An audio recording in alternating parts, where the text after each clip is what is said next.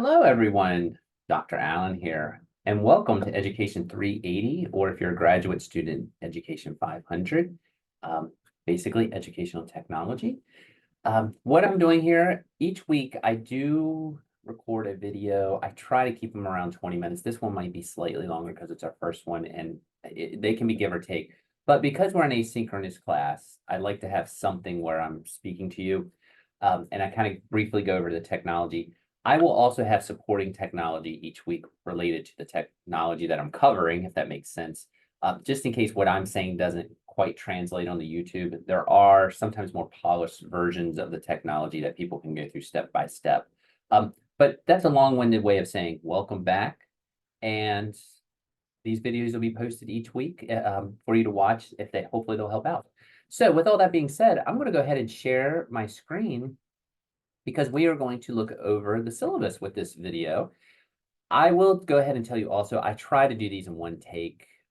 If we were in a classroom and I'm coughed or babbled, which I'm prone to do, I would keep pushing on. So I try kind of have that same philosophy with the videos. So unless it's really bad, which you'll never see. Anyway, with that being said, here is our homepage. Again, it'll say Education 380. I am updating it to say 500. So our graduate students are also welcomed in. For better or worse, this is me, and those are my office hours. Please note, if you need to meet outside of those office hours, just fire me an email and we can work out a time. I'm on campus, and these 2 days I'm in the field, but I have to admit, it's not every week. Once our student teachers go out, it can be give or take when I'm there. So it's a lot of times on Thursday and Friday, I'm sitting in my office anyway. So feel free to stop by. And stop by anytime. Being an asynchronous class, we don't meet live, obviously, but I'm pointing at my door. You're welcome to pop in and say hi or ask questions at any time. Hopefully, you've had a chance before you watch this video to kind of check or peruse around Brightspace. With our asynchronous courses, we're trying to use some templates that are kind of getting some uniformity. So with ours, this is a little overview of our course, at least our initial announcement and welcome page, and then the announcements are down there. But if you hit either one of these, it'll take you to where you need to go. The syllabus only takes you to syllabus, but if you hit start here, it'll take you right to course content, which is also right there. And it kind of gives you an overview of some of our basic stuff. This is a general welcome video. I don't know if it'll play while I'm recording, but let's hit it and see. Hello, everyone. This Yep. is Dr. That's just an intro of what our course is. You're welcome to watch it. The syllabus is here, and also here are some resource tips and such for students. I'm going to pull up the syllabus, and again, I will apologize. We'll probably be a little longer than 20 minutes on this video, but I feel like I need to make sure that we're all on the same page. And we do have a brief tech, which I'm going to have to get my phone out. Up there it is to kind of show you what to do this week with it. So with all that being said, syllabus, here it is. Education 500, I'm sending out one, and I'll post the 500 one also in the 500 section that you have access to, just in case you need to reach it. Sorry, someone was talking outside my door. And okay, let's roll reset and go right down here. Okay, course description. I'm not going to get too involved in breaking that down word for word. I do want to kind of give you a general overview that this is an educational technology class. We're going to look at some teaching methods within that. We look at 21st century skills, which I'll expand on a little more when we come to that. I think the best way to think about this class, though, is in how I approach it. I want to get tools to put in your toolbox, so to speak, when you start to student teach, go out in the field more and teach. One thing with this class, we have students who are pre-juncture, we have students who are post-juncture. So we kind of have a wide variety of, I don't want to say skill sets, just people are in different parts of the program right now. So we kind of have a lot of moving parts, and we've kind of adapted that into how the uses of the technology are going to be incorporated. Like I say, sometimes it might be just for field, some it might be for student teaching. Some of you, if you're a graduate, you may already be teaching. But objectives are there. This is a new one, AI policy. And for this class, it is a little tricky because we are going to actually spend some time on AI, especially in the post midterm section of the class. But I think it's something we do need to talk about in the class and how to utilize it. It's here. So what are the best ways to use it? And also we need to talk a little bit about how to incorporate it in our program and when it's a good time to use AI and when it's not a good time to use AI. For the general purposes of this course, I'm not saying we'll never use AI because we're going to use it. But please, if you're doing discussion posts, if you're doing blogs, it needs to be in your own words, not AI. I think that's probably the simplest way to do it. We'll talk about the blogs in the discussion, but when you do those activities, just make sure that it's in your own words. Some of the technology we'll talk about, they have AI features now, and there are ways to incorporate that. So if it's there, I say we got to utilize it. So your writing, your words. Technology, AI is very possible that we might use it. I think it's a gut check, basically. If it feels like you can use it, use it. If you're not for sure, just ask.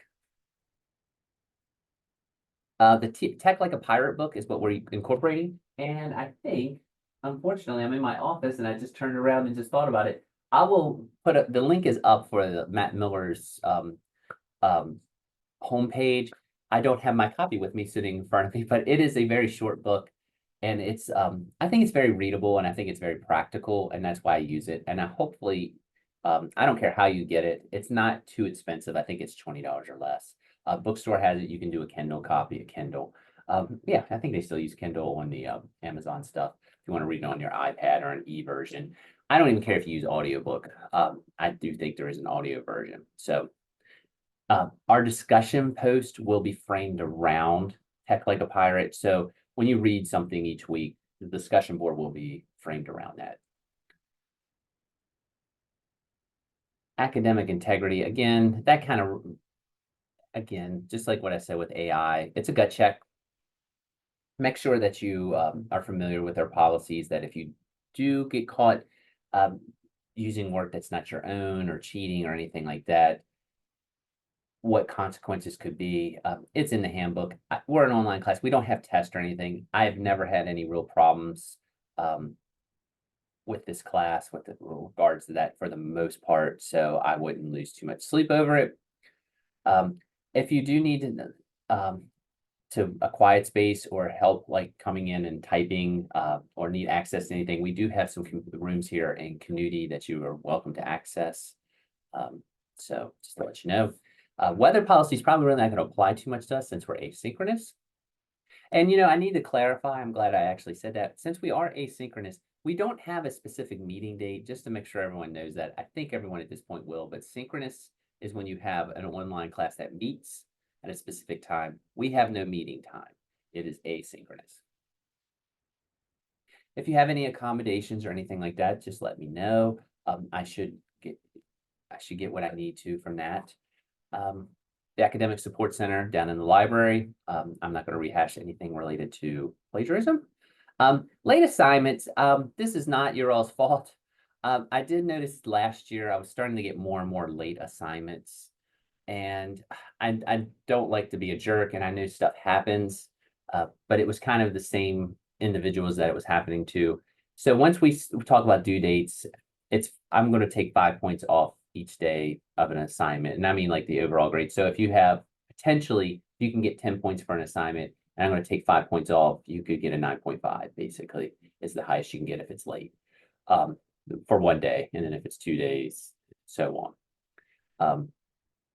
So that's kind of how that works. Again, due dates are due dates. And again, everyone in here wants to be a teacher. I understand stuff happens. So if there's a medical emergency, a family emergency, or you know something way in advance and you email me and give me the heads up, that's fine. I'm all for working. I'm talking about the situations where something's due, I haven't heard anything, and then it's a week later, basically, I get an email about turning something in. If you're going to miss it by like a day and you know ahead of time, just contact. But if it's just late to be late, there might be slight points off. Please make sure you log in daily. I am especially check your email or your Brightspace announcements, because I do have a habit of firing out a lot of stuff just as reminders and things like that. I try to work on a good cycle where this class is basically operates from Monday from 12:01 a.m. through 11:59 on Sunday when you can turn things in. I do check my email regularly, but I also send out reminders, or if there's something that someone spotted that maybe I didn't post or something like that, I will. And if that delays work, I'll give you the extension, but I like to give people notice if there's some sort of quirk or something like that. But anyway, the assignments, which is probably what most of you are more interested in than anything. What do I need to do to get my grade in this class, right? One of our bigger assignments, and it's due towards the end, is the lesson plan brainstorming or lesson plans brainstorming assignment. Basically, you're going to organize or kind of sketch out or outline 3 potential lessons that you can do using 3 different technologies. I'll explain it more when the assignment gets closer. I try to stay away from a full lesson plan in this class because I don't think everyone has had their methodology courses when you're taking this class. So I just kind of want you to start thinking about how you can use the technology. So, and again, I'll talk a little more about this as we get closer to it. There are discussion boards. They need to be at least 150 words. I don't think that's not a lot, but if I don't give a word amount, some people like to do less. I do really look at the content more than the number of words, but I think 150 words, if you're really writing detailed content, it would be at least that. That's all, like I said, on the Tech Like a Pirate book. And there's 10 of them, each are worth 10 points each. Classroom resources, we'll talk about those each week, but those are our technologies we're going to use. Those are going to be things like, I'm just going to throw out examples like Kahoot, Nearpod, Pear Deck, Lookit. We have an AI assignment we're going to do, things like that. Each week we have a tech. Most weeks, what your assignments are going to be are discussion, and we're going to talk about the next one, blog, tech, discussion, blog, tech, discussion, blog, tech. And to kind of segue into that, after you work with a tech each week, I do ask that you do a quick blog or just a review of the technology. It doesn't have to be anything fancy. I do not have a word count on this. So if you want to just say, I love Nearpod. When I'm teaching 5th grade in the near future or in my placement, I plan on utilizing Nearpod because of the formative assessment aspects of it. Boom. Or I hate Nearpod. It doesn't work very well to edit. Not going to use it. That's fine too. I have no stock in any of these techs. So if you don't like them, doesn't bother me at all. We also have 2 certifications that you're going to do in this class. We're going to do the Apple Educator, which after in a week or 2, I'll have a little more details for you. Some people, that's what our final assignment. Some people like to get it done early. It takes a couple hours, and you're welcome to do that. That's basically our final. But it's you don't need an Apple device for it. You either pick an iPad or an iMac thing, like Pathway, and you kind of just do the skills. It has you work within the Apple equivalent of Google type stuff.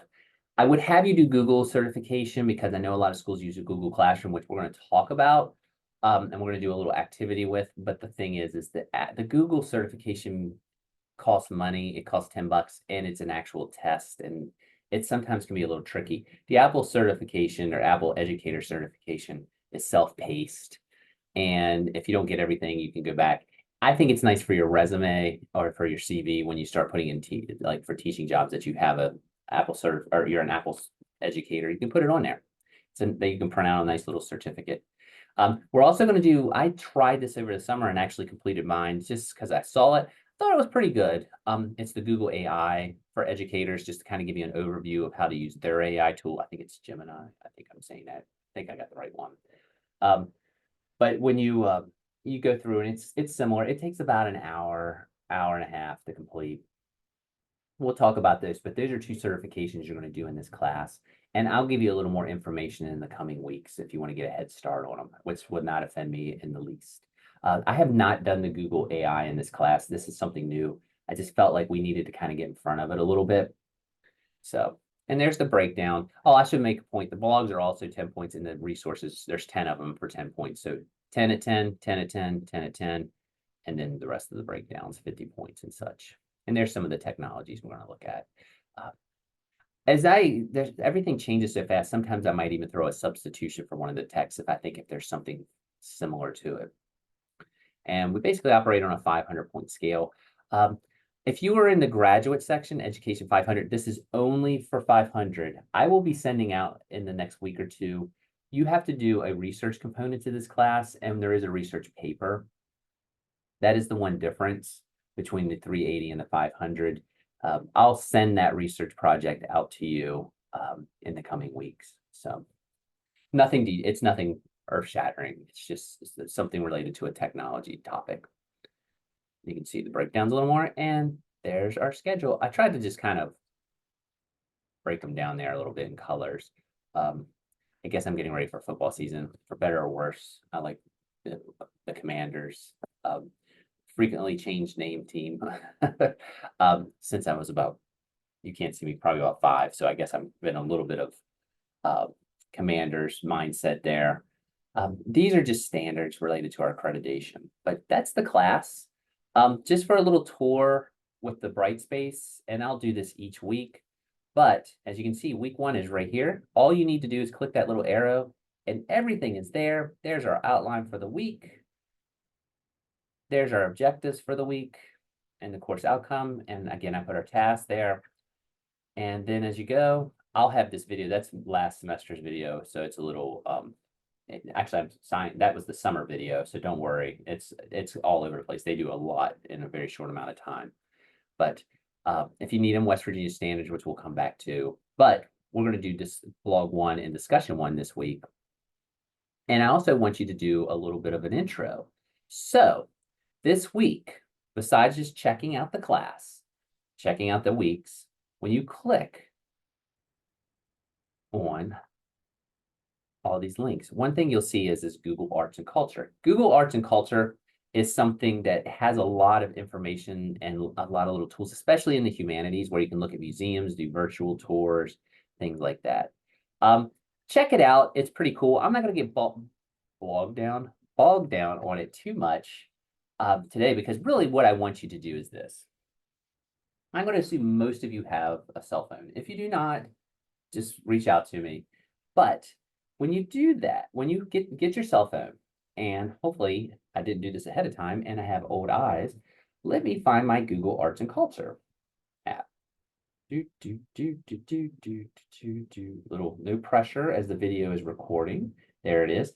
There's a little icon on there that you'll find it, and you're just do an Apple search for Google Arts and Culture, and hopefully mine's slowly loading. You'll have something that looks like this. I'm going to hold it up to the camera. Hopefully that's a little blurry. Let me hold it back. But anyway, it'll say play, all this type of stuff. Well, when you go through there, there's something called an art selfie. You might have to do a little search, but usually it's under the play with your camera. Oh, hopefully you can see it. It says art selfie. When you click art selfie, what you do is you're going to take a selfie. And what it does is it matches you with a famous work of art. And it kind of tells you that's who you look like. And it'll give you like 5 or 6 picks. Some of them you'll like, some of them you won't like. You can pick whatever one you like. You can keep retaking pictures and do whatever. But what I would like you to do is one, download Google Arts and Culture, find this art selfie aspect to it. And once you do that, and I'll put a YouTube video up that kind of outlines this pretty clearly too. But when you do that, go to our discussion board. And actually, I have not posted mine yet. I will. I would like you to just kind of attach or embed, I don't care which, your art selfie, if you would. It's something that kind of gives me an idea of who everyone is. If I see you in a hall, it helps me identify. Also, just give us a brief bio on yourself. Like, what's your area? Like, I'm a social studies. My background, I taught social studies for about 15 years.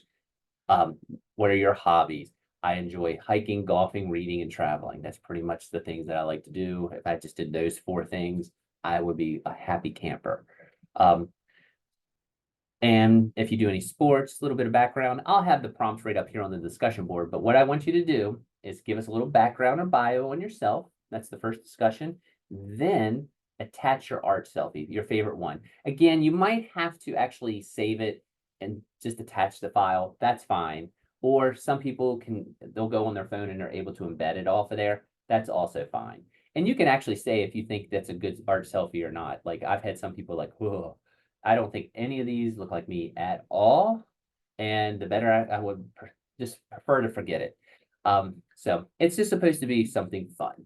So that's the art selfie. If you're having problems with it, swing by my office. It's not due until Sunday. I'm recording this on August the 22nd. The class will open on August the 26th. So it is not officially due until, excuse my old eyes. That's September. Of course, I could look right over there, September 1st. September 1st, it is due at 11:59. And if you're having problems, just let me know. The first week I'll probably actually leave open for till the 8th, just because we have people that come in and out of the class. Though we're pretty packed. So again, this week, art selfie, discussion board, and then you're going to go to the blog and you're just going to write whether you liked Google Arts and Culture. If you're like, for example, if you're in social studies, you might say, you know, I don't know if I'd use the art selfie, but looking around the website, there's some museum tours. I might actually use that. Maybe you're in PE and you're like, I don't know if I'd really use it. It's a cool tool, but it's nothing that I would use in PE. That's fine too. Just kind of get a review. It's really to kind of get you in a flow how the class works. So a technology, a discussion, and a blog. It's just kind of a run through, kind of a let's get back into the semester type thing. That's it. That's the class. I'm trying to keep this as short as possible. Actually, I did better than I thought. But again, if you have any questions or anything like that, I will put a video up just to kind of help like how to utilize the art selfie, just in case I was a little quick. I know it doesn't always translate when I'm holding a phone up to the camera. And if you have any problems with it, just reach out. But again, Dr. Allen, I'm in Canuti 101C. My office hours are posted, but stop by anytime. I think I have some advisees in here, so hopefully you know where it is. And I'm a pretty loud person, so you might even hear me. If you need directions where the on the first floor of Canuti where all the computers are in the common area, I'm actually in that little annex next to it, if you know where Miss Baker and Miss Kepner are. I'm right across the hallway from. So with all that being said, I hope we have a great semester. I know we will. I'm going to try to stop sharing here, and I hope this video helps. Not required. There's no tricks. I don't have any quizzes or anything associated with the videos. I do post them on YouTube so I can kind of see how many people are watching them. And most of the time, it seems like a lot of people do. So hope it helps out. And I hope everyone has a great semester, not just in this class, but in general. So let's have a great semester. Talk to you later. Bye.